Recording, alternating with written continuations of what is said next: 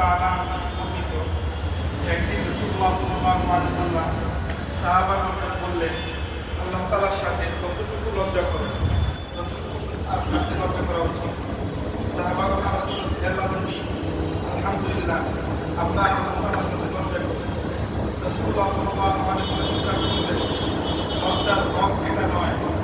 আল্লাহ তাআলার সাথে লজ্জা করার হক দ্বারা উদ্দেশ্য হলো মাথা ও ত্বক সম্পর্কিত সমস্ত অঙ্গসমূহ অর্থাৎ চোখ, কান, নাক ইত্যাদি এর হেফাজত করা, পেট ও ত্বক সম্পর্কিত সমস্ত অঙ্গ অর্থাৎ লজ্জাস্থান, হাত, পা, অন্তর এর হেফাজত করা, আর মৃত্যু ও মৃত্যু পরবর্তী কবরে হাড্ডি ও দেহ পচে যাওয়াকে স্মরণ করে।